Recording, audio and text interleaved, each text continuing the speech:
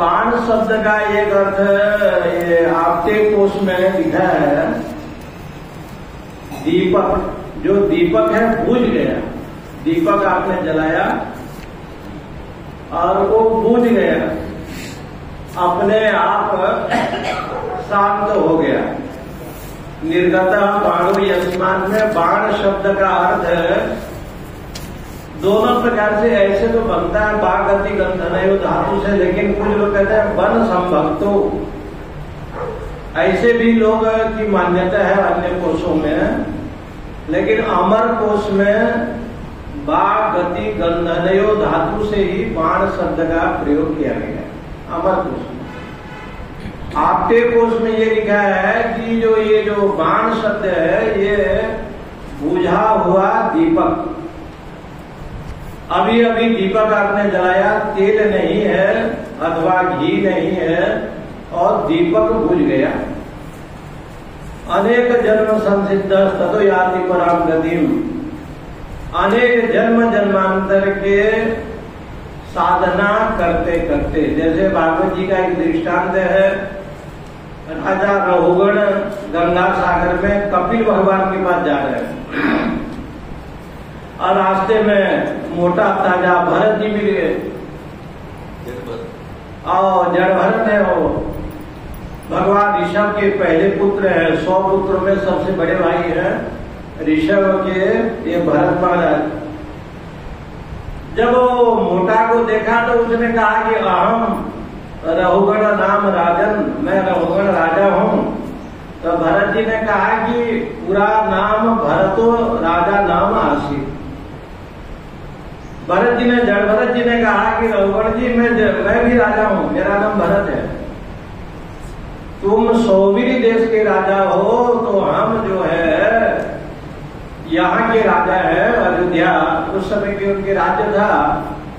तो राजाओं की तुलना में दोनों में समत्व है एक रस।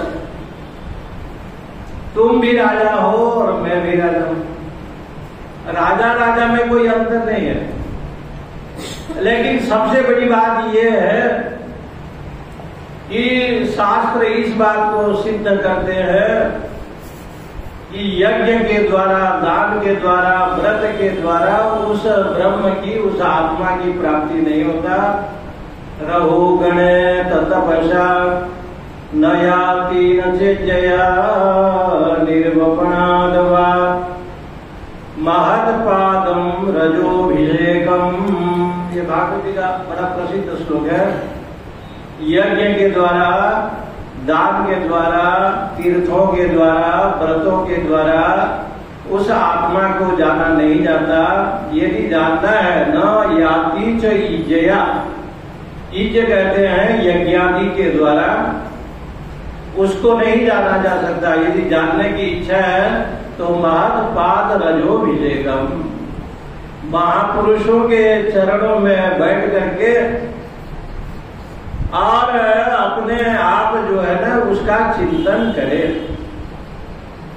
हम लोग माता जी यहाँ पाठ पढ़ाती थी तो कभी कभी बैठने का सौभाग्य मिलता था। आप सब लोग बैठे थे उस समय, सब बच्चे लोग जितने थे, श्रद्धा से लेकर सब लोग जितने थे ना, सब लोग रहते थे।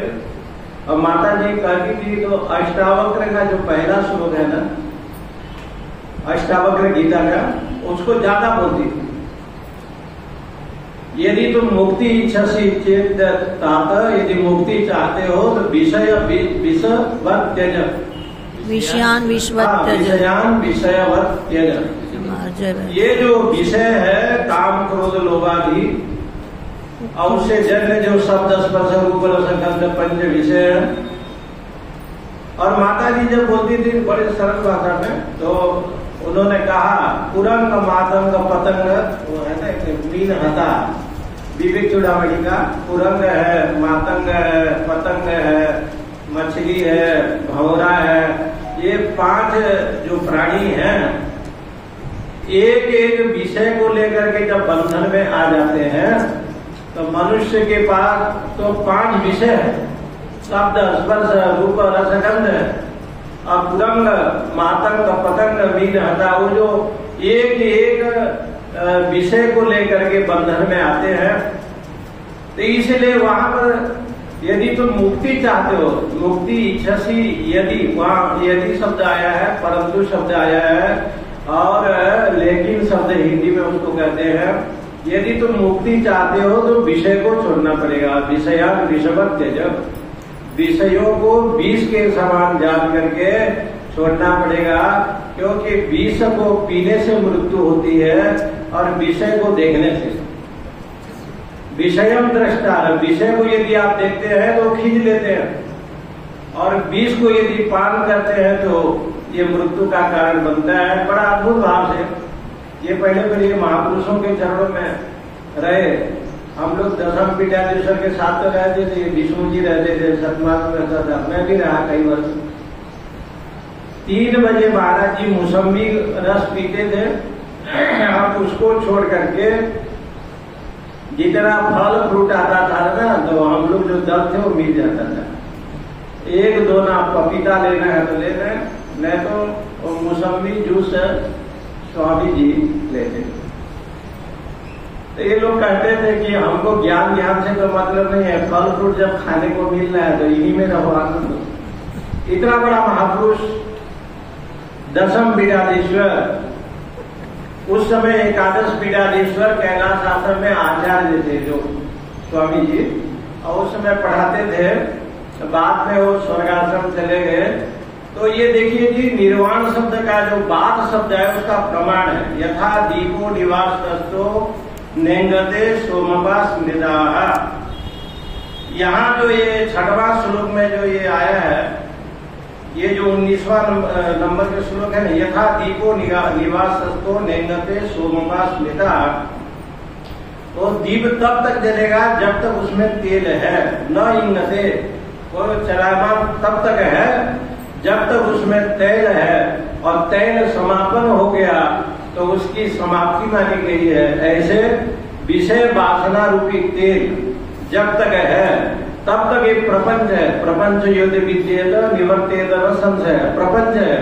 और प्रपंच का अभाव जब हृदय में हो जाता है उसको वेदांत में निर्वाण शब्द से कहते हैं।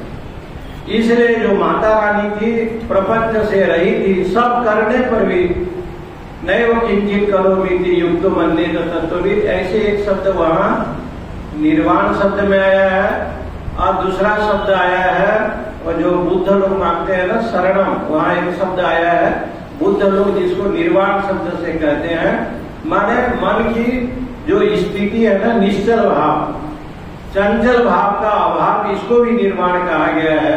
लेकिन अन्य ग्रंथों में निर्वाण शब्द का अर्थ ये कहा गया है कि देह में होने वाले जो अध्यास, क्योंकि देह में जो अध्यास है, जो मिथ्यापना है, अहम कर्ता अहम भोक्ता, ये जो अध्यास है इसका अभाव। इसलिए अध्यास नहीं देहवृताम सक्यम त्यक्तुम कर्माण्य अशेषतः, ये इसमें प्रमाण दिया जाता है कि देह को धारण करने वाला व्यक्ति सारे संसार के प्रपंच को व्यवहार को करता है, परंतु छोटे महाराज जैसे तीर्थ स्वामी जी थे असंग रूप में रहता है।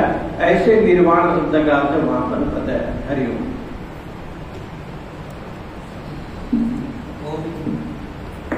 महाराज जी ने निर्वाण शब्द का बड़े अच्छा व्याख्यान किया हुआ है। शब्द कोश में क्या बतलाया है और कहाँ क्या बतलाया है। धातु ना माने का अर्थ लगाने के लिए एक ही शब्द होता है, वो भिन्न भिन्न जगह पे अलग अलग अर्थ होते हैं। देश काल और परिस्थिति, वह शब्द किस देश में, किस काल में, किस